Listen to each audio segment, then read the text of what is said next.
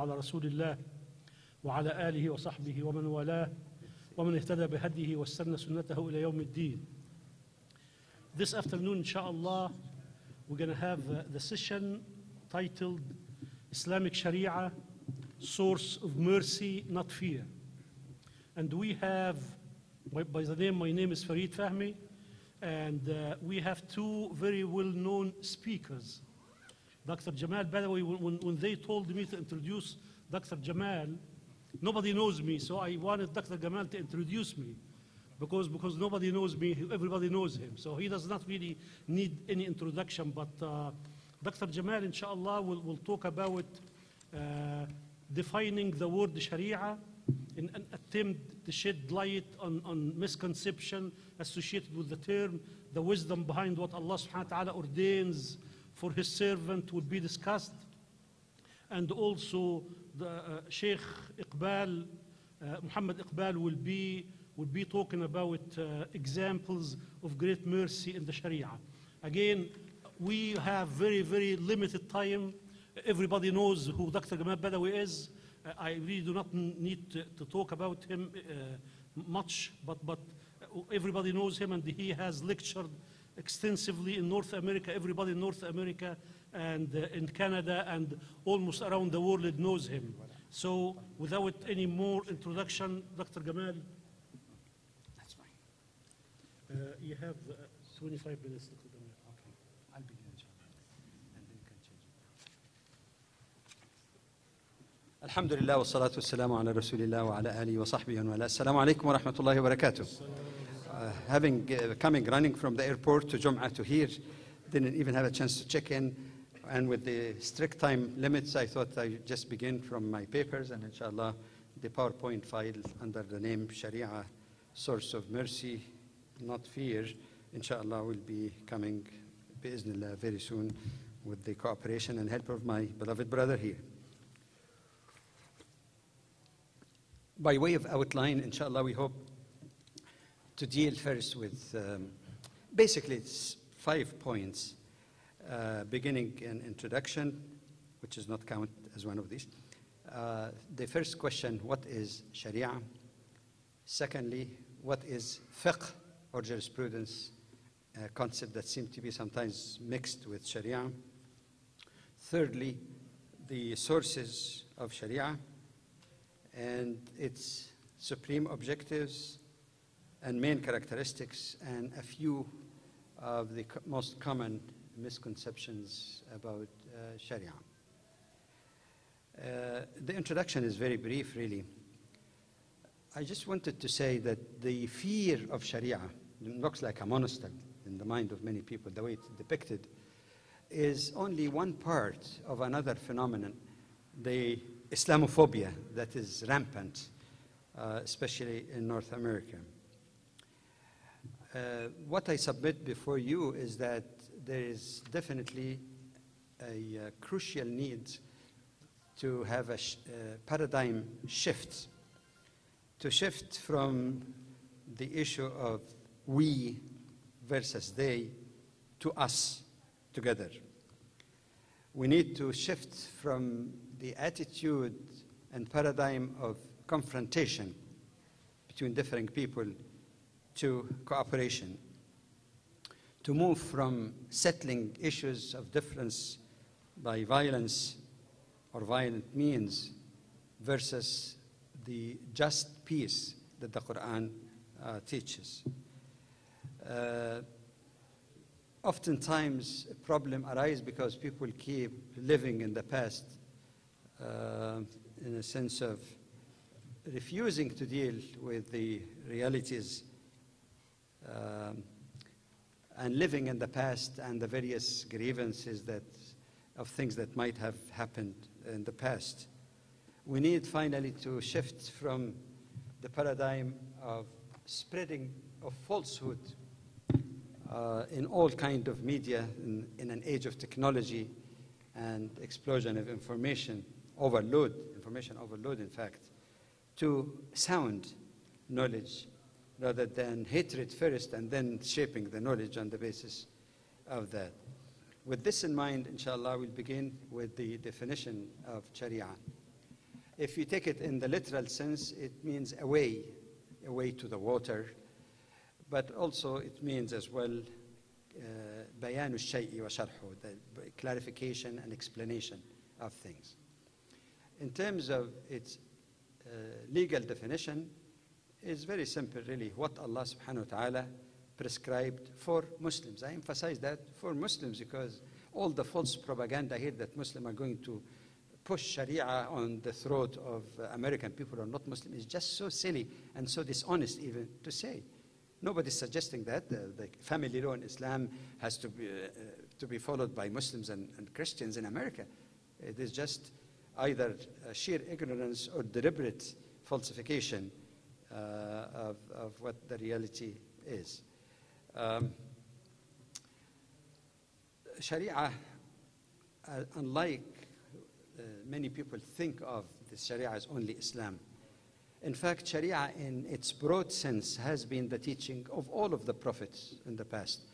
As we read in Surah Al-Shura, شَرَعَ لَكُمْ from شَرَعَ شَرَعَ لَكُمْ مِنَ الدِّينِ مَا وَصَّى بِهِ نُوحًا وَالَّذِي أَوْحَيْنَا إِلَيْكَ وَمَا وَصَّيْنَا بِهِ إِبْرَاهِيمَ وَمُوسَى وَعِيسَى أَنْ أَقِيمُوا الدِّينَ وَلَا تَتَفَرَّقُوا فِيهِ. And this, by the way, the 5 prophets, Ulul Azm, and the prophets with great fortitude are all mentioned in this ayah. So it's a core teaching.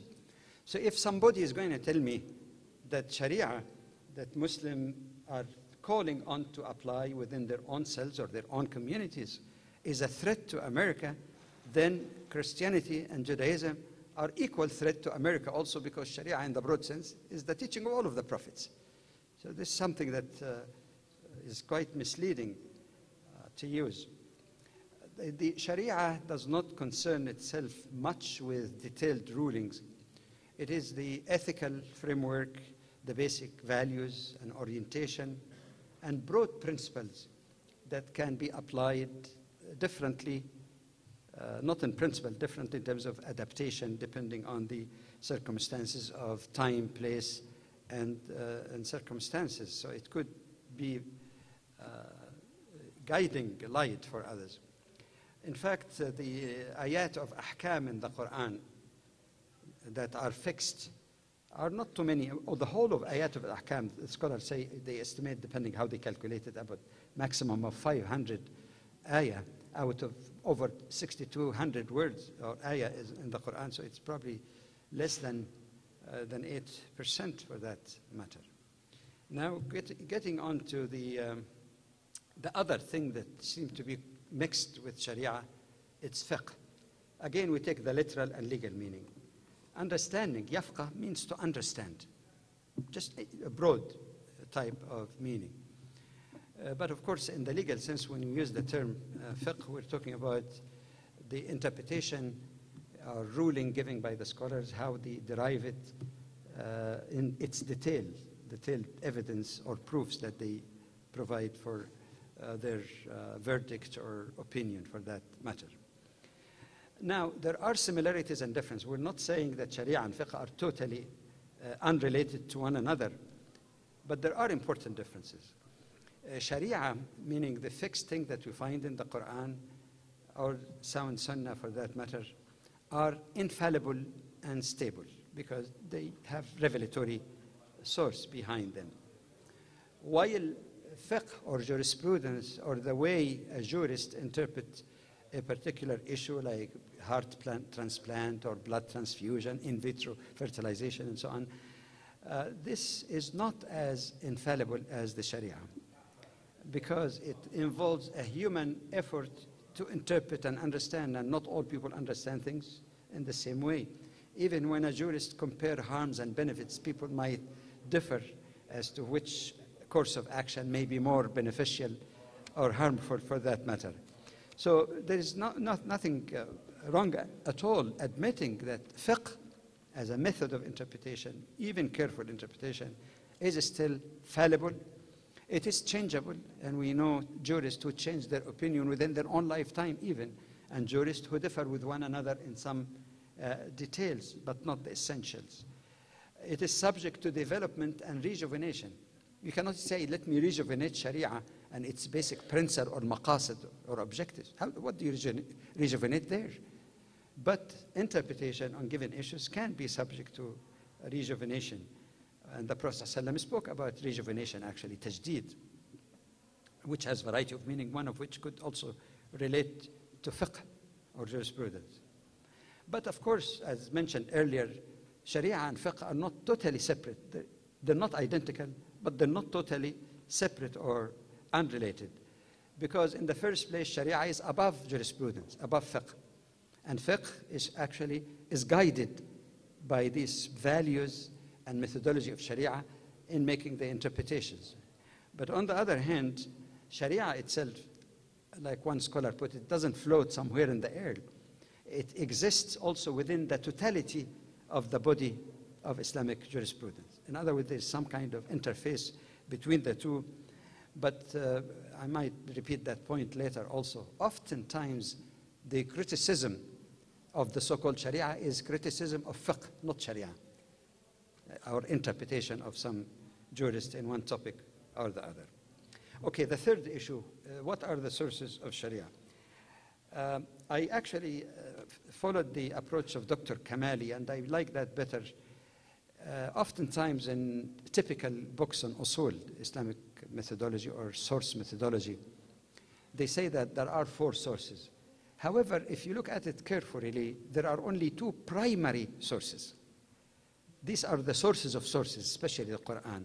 And these are only the revelatory sources, the Quran, as the preserved word of Allah subhanahu wa ta'ala, and sound sunnah, which include the words, actions, and approvals of the Prophet sallallahu alaihi wasallam in matters pertaining to the practice of faith. Some jurists also excluded certain aspects that the Prophet sallallahu alaihi wasallam did by virtue of his own humanity.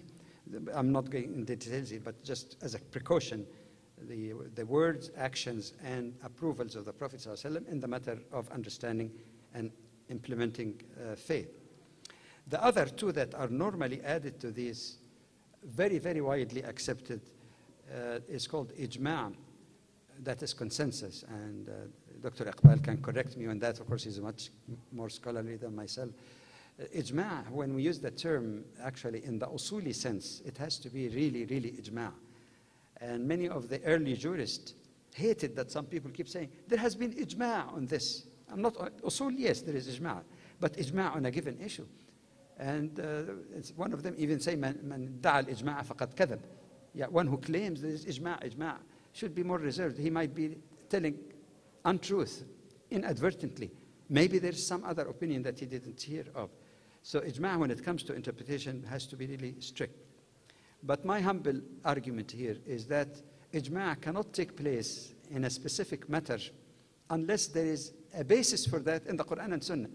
Because if there is no basis, you find people also making interpretation in different ways. Yeah, mustanad, the ijma' has to be based normally on the Quran and sound Sunnah. The other one is also very widely used, qiyas, analogical reasoning, or making analogy between khamr and LSD and so on. This is known also, but again, this is subject to certain rules. You cannot just make qiyas without, or analogy without certain qualifiers that before that.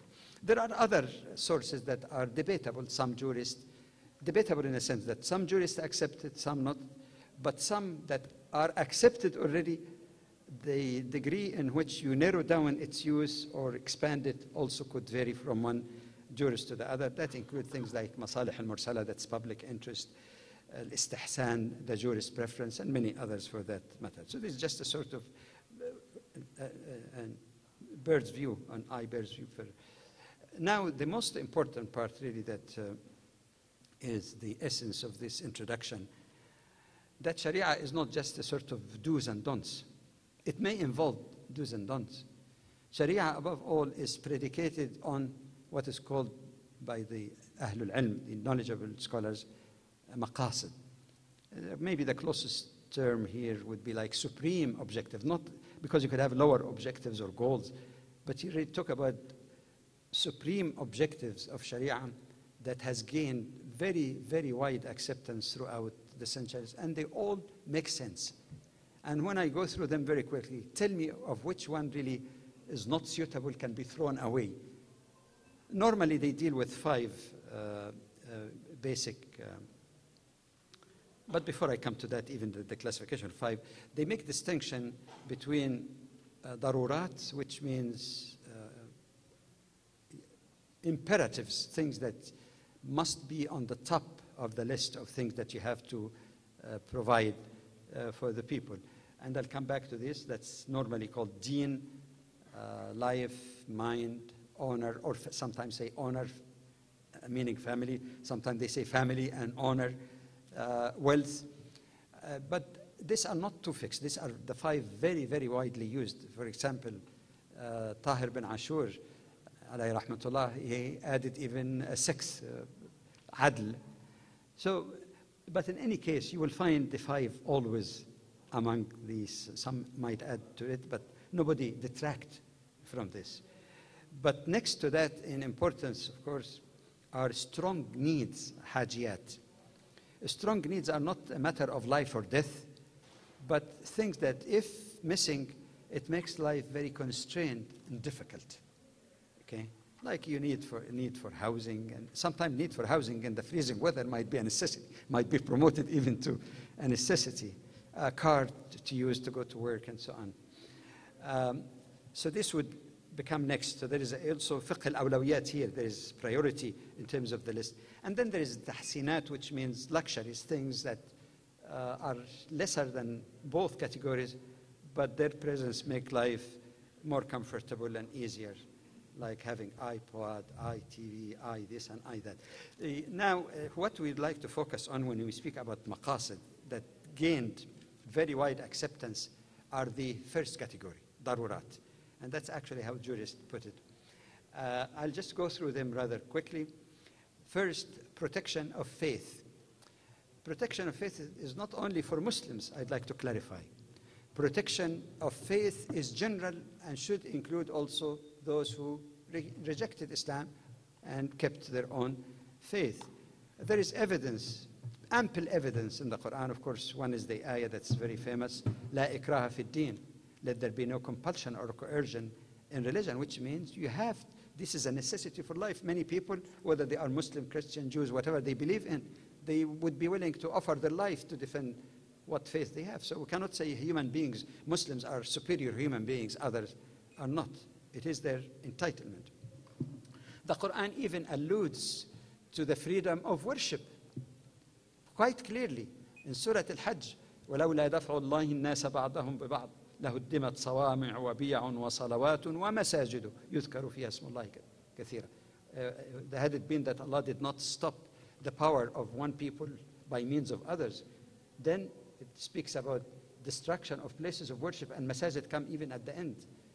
People interpret it differently, but one possible interpretation is that why did the masajid come at the end? Not because it's less important, but because if Muslims are in power, we can expect them to defend their masjid. That means they have to pay close attention to the protection of places of worship of other people who are not necessarily Muslim. Now, plan B.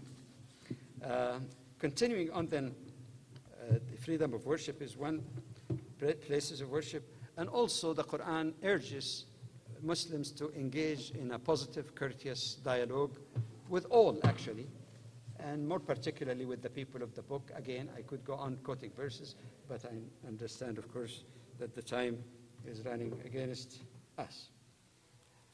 One of the tributes to Islamic Sharia that people present as the ultimate of backwardness and threat to this and that is that theoretically and practically Islam gave rights to religious minorities that has not been even given to religious minorities in the 21st century in the most so-called democratic and liberal way. Islam guaranteed the non-Muslim minority, no matter how small they are, that they can have their own churches or authorities in personal law, the matters that pertains to marriage, divorce, custody of the children, property. And until this moment here, the Christians in Egypt are availing themselves of that. And during the Ottoman Empire was known also as the Milli laws, something that is rather unique in its guarantees. Today, just to give you solid information, neither in Canada nor in the United States, for example, is an imam or a scholar in his masjid given the authority to rule on divorce according to Islam, according to his own religion. Neither Muslim, Jew, or Christian, for that matter, divorce has to go through court.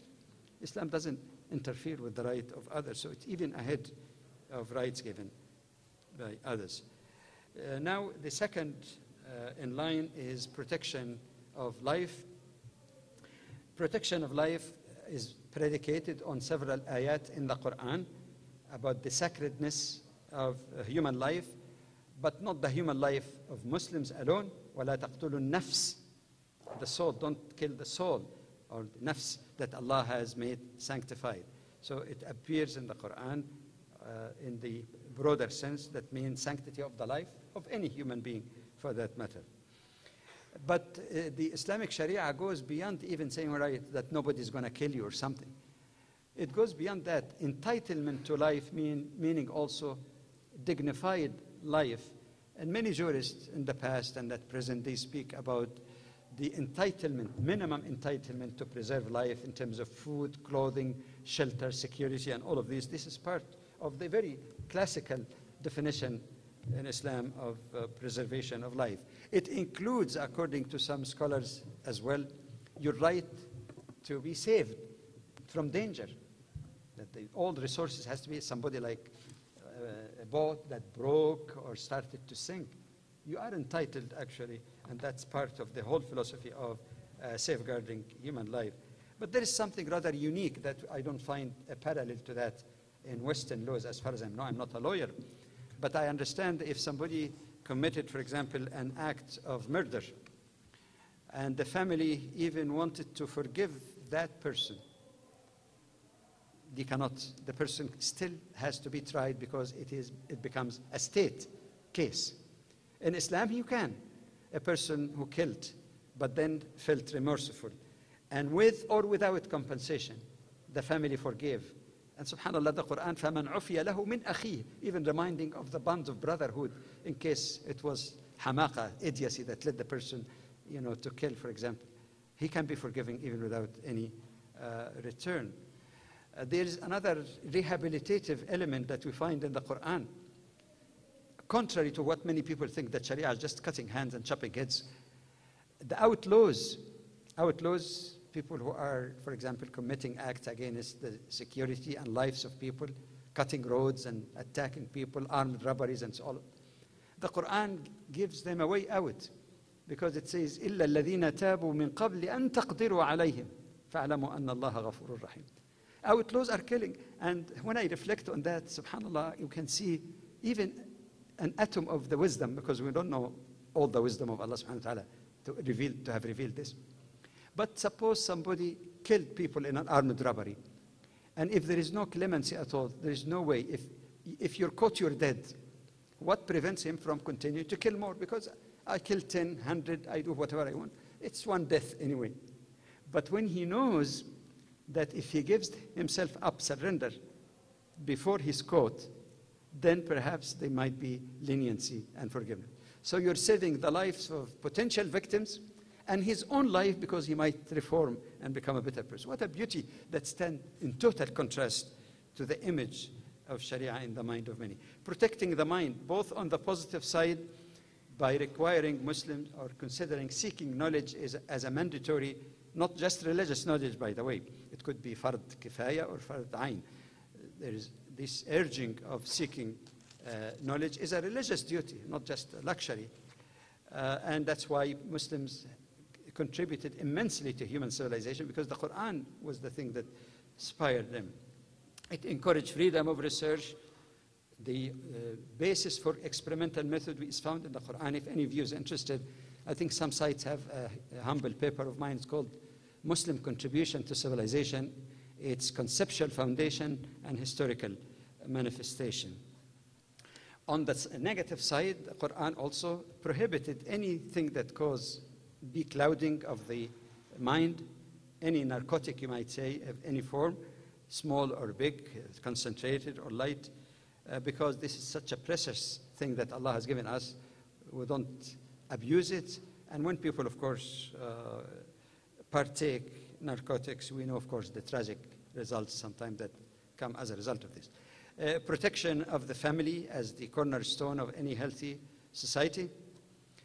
The gender equity, and I'm not detailing that. There is a book in that exact title, Gender Equity in Islam. If you go to any search engine, you find it contrary to cultural practices. When you go to the Quran and Sunnah, it's quite different. The marital relationship, again, that's discussed there, and the foundation of love, kindness, and trying to resolve family disputes in the most possible peaceful manner. There are laws also pertaining to child protection and moral upbringing as well. Finally, the protection of the property rights. Finally, before the last section, the right to work and earn a living lawfully, the right to dispose with wealth, provided it's done also in a lawful and moral manner, prohibition of cheating, exploitation, and injustice. But human rights, or Sharia rights, whichever people think of, are meaningless unless there are protection against those who transgress. If there is no punishment for someone who murdered others, then sanctity of human life doesn't mean anything really. So there are punishment for that, but with a difference, that fulfilling the basic needs of people should come first before you say you committed theft and you should be punished. The main characteristic, very quickly, the divine origin. It comes from the wisdom of Allah, so we cannot say Sharia, the permanent and not fixed, I should say, the stable part of it has any lack of knowledge or lack of wisdom, or we know better, because it's coming from the Creator himself. It is morally anchored, putting moral correctness above political correctness. And the Prophet ﷺ, as you know, of course, said, I was only sent to perfect moral behavior. It focuses on the well-being of the human. Sharia is not a threat. Sharia is about protection of the human being. The essence, as the scholars have said, جلب المنافع ودفع المضار أو المفاسد. That the essence of Sharia really, and its ruling, is to bring the benefits for people and to remove anything that harm and negatively impact their lives. It is practical. There is no utopia there. It is balanced and equitable for all. It is flexible and can be applied in different circumstances. Very quickly, some of the most common myth about Sharia. One, Sharia is penal law. And as you have seen already, it's a very comprehensive code of life. It includes, as part of it, penal law, international law, civil law, family law, even worship.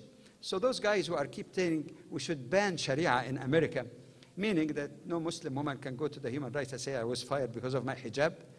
No Muslim can say, all right, I have to do this zakah, or, because it is all part of Sharia. That means don't practice your faith.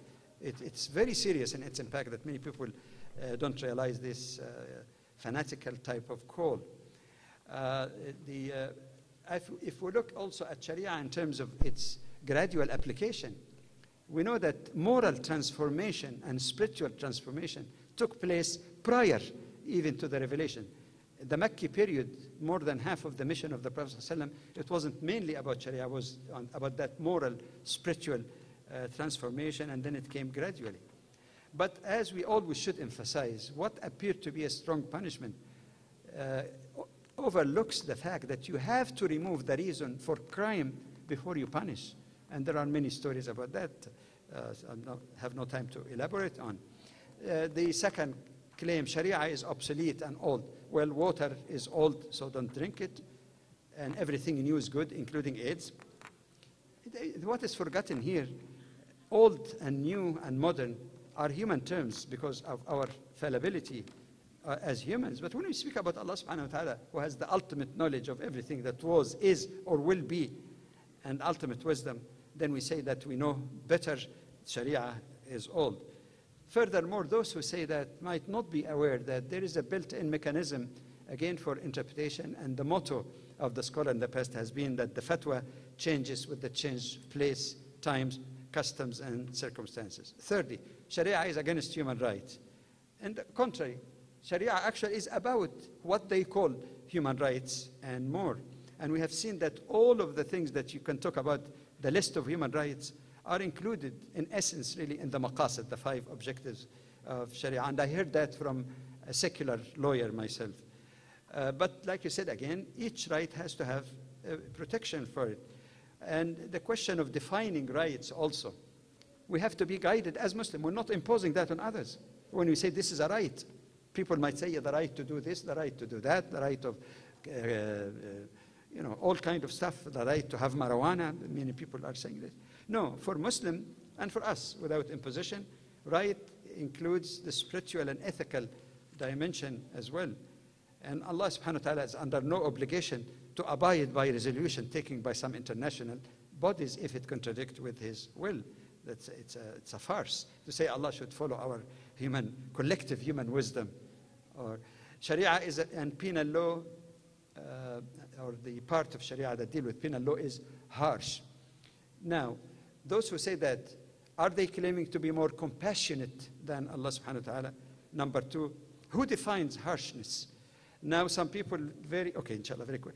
Some people argue about capital punishment, some say no. Some people consider 30 years in jail more humane than other punishments. So these issues are really quite subjective, and people express only their own inclination when they speak about that. And how about the rights of the victim also? So the issue here really is much broader. And finally, no clemency in Sharia. Far from that. There are three types of punishment. There is the ta'zir, which means discretionary punishment, and that is flexible.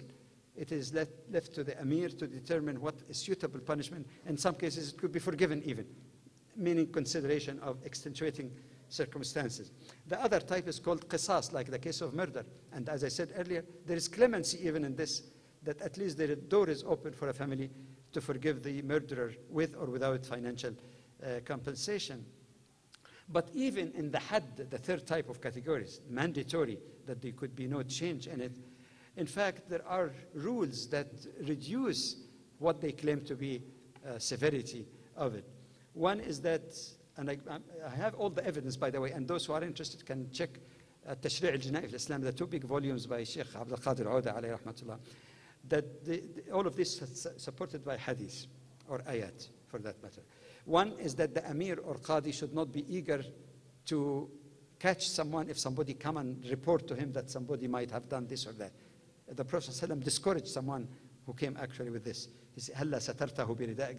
It would have been better for you to cover him rather than to come and report this moral failing on his part. I'm not talking about somebody who's murdered, you're covering up, but moral individual failing. Rulers is not supposed to witch hunt, and we have a story from the time of Umar radiallahu anhu, that you don't just try to catch people red-handed. Thirdly, that if a person come and admit that he committed an act that requires hadd punishment, but did not specify it happened at the time of the Prophet ﷺ, then the judge or the Amir should not ask him, what is that?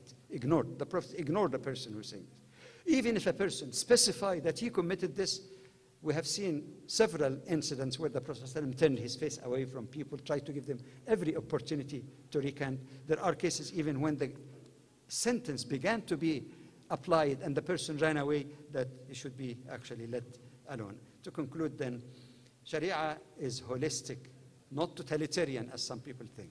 There's a difference between integrating various aspects of life and totalitarian system like the former Soviet disunion. It is inseparable from its basic religious rights. Most of the criticism, again, that some people say are problems of interpretation. And yes, some scholars criticize even some classical opinion or centered matter pertaining to women or peace and war and others. But these are not this is not criticism or faults of Sharia.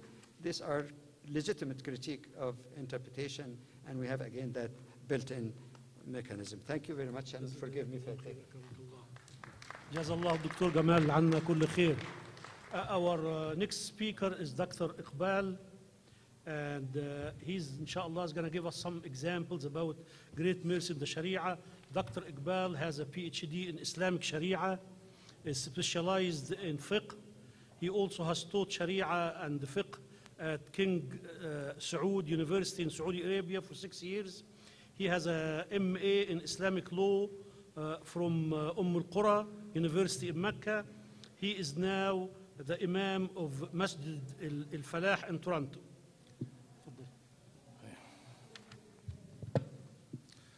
Assalamu alaikum wa rahmatullahi wa barakatuh. Alhamdulillah wa salatu wa salamu ala Rasulillah wa ba'd. First of all, this is a great honor for me to be here in this conference, and especially in the company of our beloved scholar Sheikh Jamal Badawi.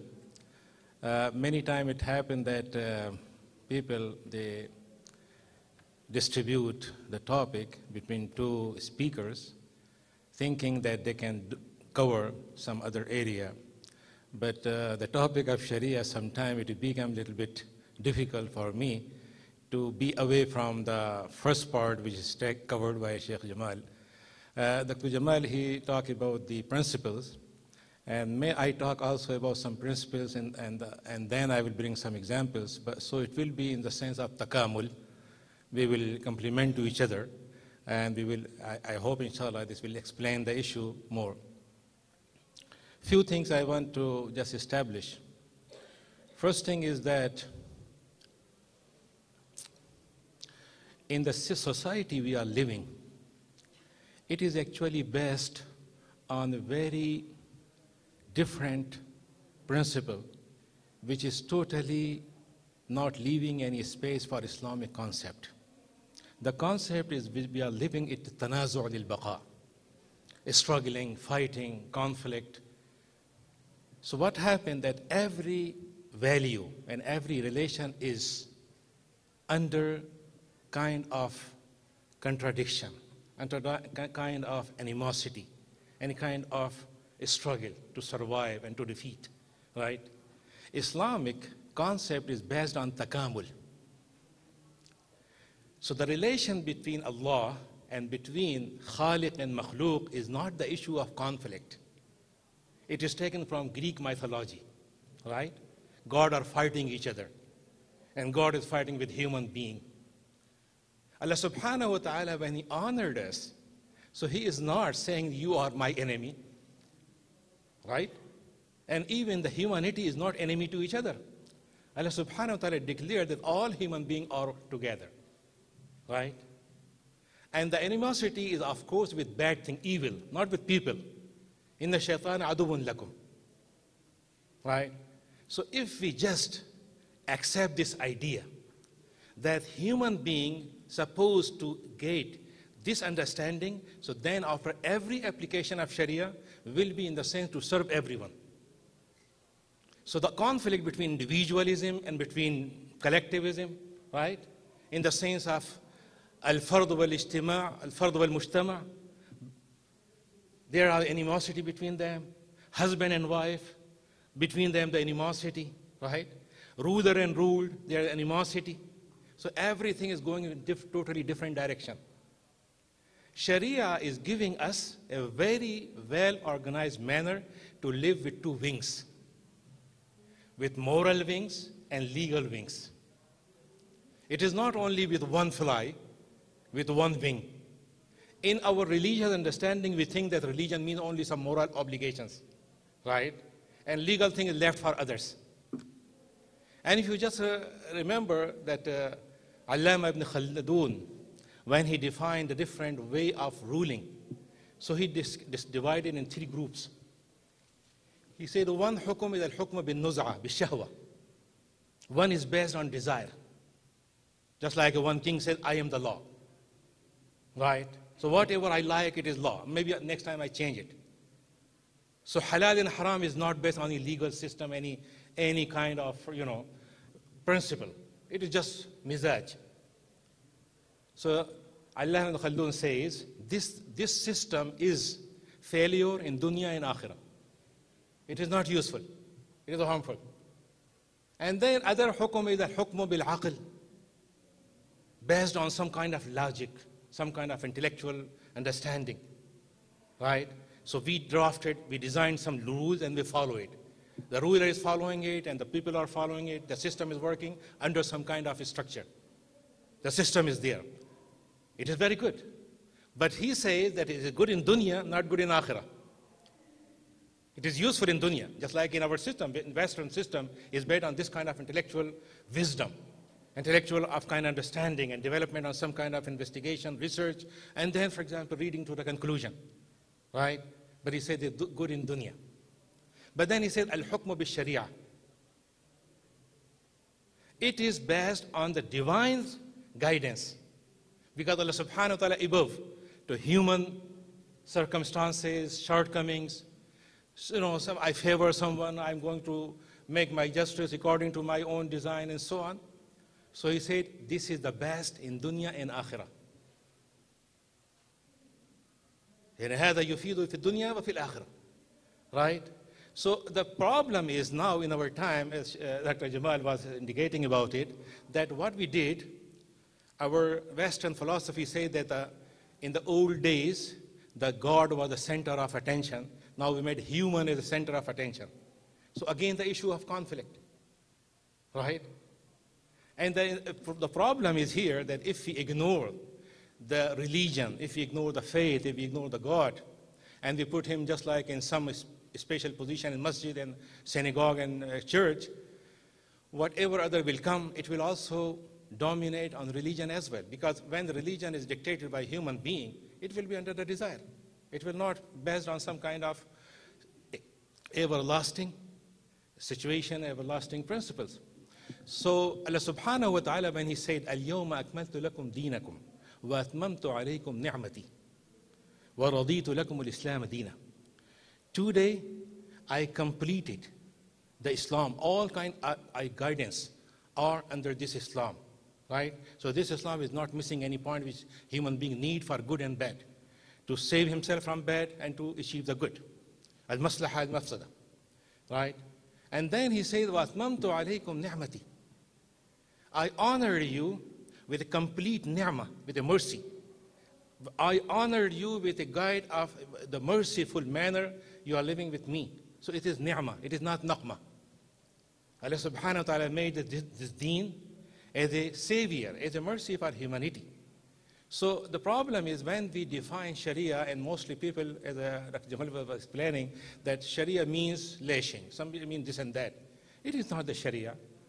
If you suppose, for example, explain that, for example, some kind of, the system means, just like Constitution of America means just punishment, just catching the people. It is not the issue. The issue is how we manage the system, how we maintain the discipline. So in that sense, Allah subhanahu wa ta'ala, when he said in Quran, فطرة الله التي فطر الناس عليها لا تبديل لخلق الله ذلك الدين القيم ولكن أكثر الناس لا يعلمون. Allah subhanahu wa ta'ala, he is a khaliq, he's created everything, and he's a Rabb, he's taking care about everything, but same time he also designed the nature. How a nature God need. So me, just like as a human being, I am receiving end. I have a receiver, right? And I need something, some signals to come to me. And Allah subhanahu wa ta'ala, he designed the signal by wahi, revelation, beyond our human understanding, our logic, and so on. And Allah subhanahu wa ta'ala, this is the deen qayyim. This is the way. Allah subhanahu wa ta'ala wants to maintain the deen of Allah subhanahu wa ta'ala. So one alim, he said that this fitrah of humanity is maybe defined in 3 categories. One is the deen is maintaining the haya, the modesty. Allah subhanahu wa ta'ala, when he asks us to live as a human being, so we have quwwa bahimiyya. We are just like animals. We have desire. We have temptations and all kind of desire and worldly things. And how we achieve our target and we be malakutiyya. How we live as angels. So he said the haya is the critical standard which Allah subhanahu wa ta'ala wants to achieve through Sharia. We want to live in this dunya, and same time we must be. As Rasulullah said, al-haya huwa ad-din, al-haya shu'batun min al-iman. And the second thing he said, at-tahara. The Sharia is based on purification. Because just like Allah subhanahu wa ta'ala says, something is dirty, khabis, something is haram, something is harmful. How I can understand it? And how I can achieve my target with halal thing? So Allah subhanahu wa ta'ala described me the pure reason, the pure means. Tahara is not only in wudu, sometimes we limit it in some, just like a tahara min al-khubs, tahara min shay. It is not the issue. Allah subhanahu wa ta'ala, when he asked Rasulullah sallallahu alaihi wasallam, in the first revelation he said, وَثِيَابَكَ فَطَّهِرْ وَالرُّجْزَ فَهْجُرْ. So in that sense, the tahara is coming from the heart cleaning, from the mind cleaning, from keeping my body is clean, my thinking is clean, my achievement, my target, my mean and my goal, all are clean. I'm not just achieving my goals with dirty means, right? It is not the issue in Islam. It says, for example, the goal justify the means. So Allah subhanahu wa ta'ala, يعني إن الله طيب لا يقبل إلا طيبا. Allah subhanahu wa ta'ala is pure, طيب. He never accepts anything except the طيب. So that the second important achievement of Sharia is to make the living of our human life, individually, collectively, in every aspect, how we be pure. Because Allah subhanahu wa ta'ala wants to make us clean, to be back to our first destination of Jannah. The third thing he said, the sadaja, al-basata. The Sharia is giving to make life easy. الطرف والبزخرفة مثل هذه الأشياء. Allah subhanahu wa ta'ala asking us to be, yani to use, Rasulullah said, even you are sitting beside running water, make very, modest use of water, right? So Islam is giving me everything. And Quran says, وَإِن كُلُّ شَيْءٍ لَعِنْدَنَا خَزَائِنُهُ وَمَا نُنَزِّلُهُ إِلَّا بِقَدْرٍ مَعْلُومٍ. And Quran says, وَاقْتَصِدْ فِي مَشْيِكَ. So in the sense, Allah subhanahu wa ta'ala asking us to be with our resources are available. But just imagine now, all three natural guidelines are violated in our system. We are not caring about tahara. We are not taking about the haya. We are not talking about the sadaja, right? Maybe 1% people are occupying 90% resources, right? Allah subhanahu wa ta'ala, when he said, when we divided this dunya, when we designed this dunya, فَجَعَلْنَا يعني أَرْبَعَةَ أَيَّامٍ سَوَاءً لِلسَّائِلِينَ. We put everything for the needy people, and it is equally distributed for everyone. So really, the Sharia is giving us the sense of these very important, and all these things coming together in, if you say in one word, al-adala. And everything supposed to be with due respect, with due position. وَضَعُ كُلِّ شَيْءٍ على كُلِّ شَيْءٍ فِي مَحَلِّهِ.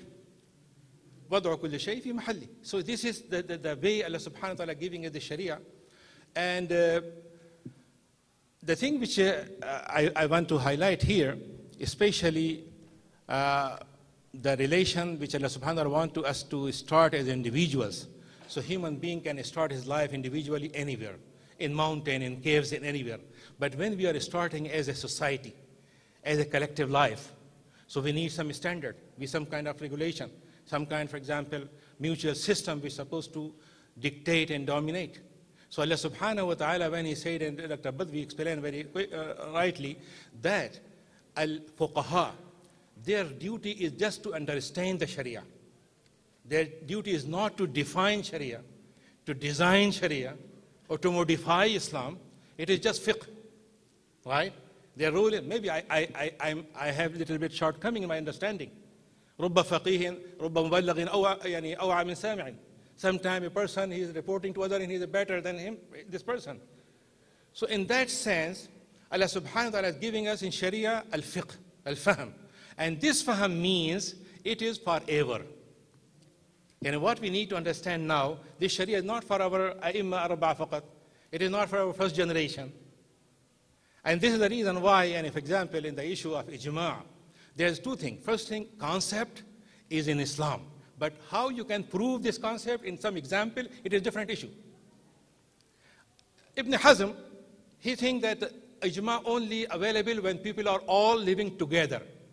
So he says, ijma' al-sahaba, qabla tafarruqihim. Even they were living in Medina, then the ijma' will be there. So we know that it is not ijma' al-abdan, it is ijma' al-ara. It is ijma' an opinion, not our existence. So in that sense, we think that fiqh is always going to deal with the situation. And this is the reason why Imam Ahmad, when he said, if someone he know fiqh, but he don't know the waqi', where he is living, he is not faqih. The person must know the hukum, must know the person who is dressing him, must know the time and the position he is talking about it. So when a person is caring about three things, he is the faqih of nusus, and he is addressing the person, because sometimes Rasulullah sallallahu alaihi wasallam once asked, what is the best thing? And he answered one way. Other Sahabi asked him to answer other way, because he is addressing different people. And same time, different situations. One time it happened, and one person came to one great salih person, and he asked, he said, I am going to perform Hajj, make dua for me. So he said, Allah, do you have enough money? He said, Alhamdulillah, I have little bit and I will inshallah manage. So he said, go, tawakkal ala Allah. Other person came to him and he said same thing. Said, Sheikh, I am going for farm Hajj. Can I go for Hajj? He said, do you have money? He said, I have this money. He said, no, it is not enough for you. Stay, manage more, and then you will go. So one student asked him, he said, you answered different way. One person you say, go. Another person you say, stay. Why? He said, the first person was in a better position. He was making azima. He said, I'm going. So I said, now you can go. Other person, he was hesitating. He was not clear. So I said, stay. So this is two different answers for different situations. So I'm saying, for example, the fiqh is understanding of deen, and it is always available. It is always there. And this is really, we need to understand our time especially. Then we are, alhamdulillah, Allah subhanahu wa ta'ala brought us here. We need a fiqh which is suitable in our time, in our place. Just I give one example. Suppose in the old days, our fuqaha, they divided the world in three categories. Darul Islam and Darul Sulh and Darul... Okay, this was the ijtihad of that time, right? Can we say that Rasulullah sallallahu alaihi wasallam, when he was living in Makkah, he was dealing with this division? Of course not. So suppose, for example, it is ijtihad. Maybe you can do another ijtihad in our time as well.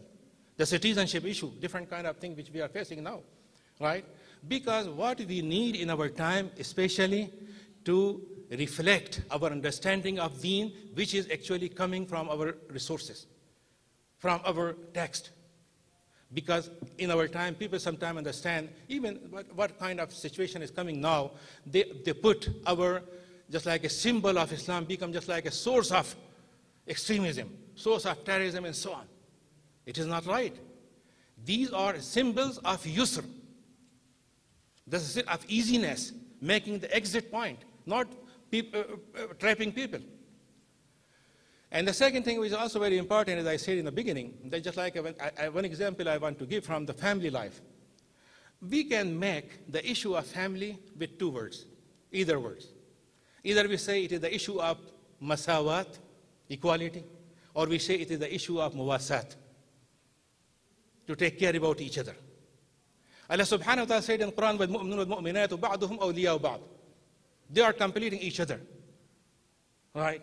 So Allah subhanahu wa ta'ala, when he defined the role of man as a husband, the role of as a mother, as a wife, and so on, it is not the issue of conflicting or, for example, straightening or making equality in everything. And in these days, suppose a person say, okay, why Allah subhanahu wa ta'ala allowed, suppose, for example, a man can divorce, why not woman?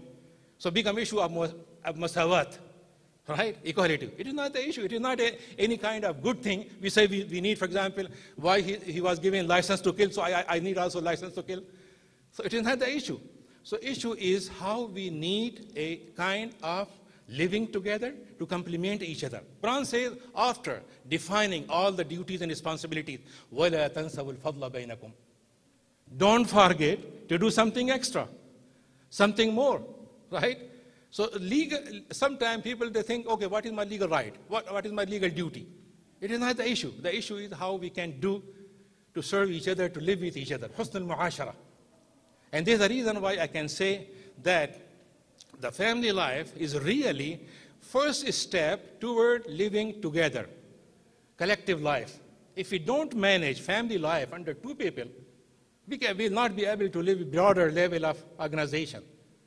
Allah subhanahu wa ta'ala, when He asked us to live with this thing, I was listening to one conference, one young man, he was saying, in our time, we have one word which we call evil eye, me. So it is evil eye. right? When we start a family life, we say we, not me or not I, right? So we learn how we live, for example, together in the family life. And just imagine Allah subhanahu wa ta'ala, when He created this life, this relation, and He said that hurumat, right? The honor of restricted area is also not honoring of Allah subhanahu wa ta'ala, the wording. Just imagine Allah subhanahu wa ta'ala defined the marriage as a hisn, as a castle, right? As a fort. So a person, just like a tree, if you plant a tree under the wind and you have no fencing, it will not survive, right? So the family is giving a protection as a hisn. وَالْمُحْصَنَاتِ إِذَا أَحْصَنْتُمْ إِذَا أَحْصَنَّا. So in that sense, the real relation is coming to give everyone to live together. And I'm saying, for example, that the real concept which Islam say here, as I said, haya, it is the best example of this relation of family. Because just imagine if you remove the concept of husband and wife, and you make only marriage contract, right? Regardless among whom this contract is there. No other relation will bring in life. No relation will survive. Because only man and woman as husband and wife, they are the source of relations. Mother, father, brother, uncle, all relations are nothing if husband and wife is not there. You can create a relation, but you cannot create these relations. So I'm saying Allah subhanahu wa ta'ala, when He says that Sharia is a mercy, and Ibn al-Qayyim, he said, this is Sharia the adila, is a Sharia the merciful, it is a justice, it is really rahmah from Allah subhanahu wa ta'ala. And the thing which we need to understand, two things. First thing, we need to clarify our own concept about Sharia, because many people are confused about this issue. And second thing is to make it clear to others that Sharia is really designed to invite people. And invite people, not to force. It is not the issue that we implement something. So in our time, we are saying we are the du'at, la qudat. Jazakumullah khair. Thank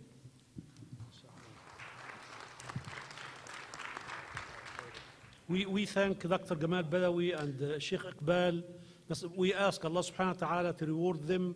Unfortunately, we started almost like 15 minutes late, and there's not going to be any time for question and answer because they want to prepare for Asr prayer. Subhanakallahumma wa bihamdik.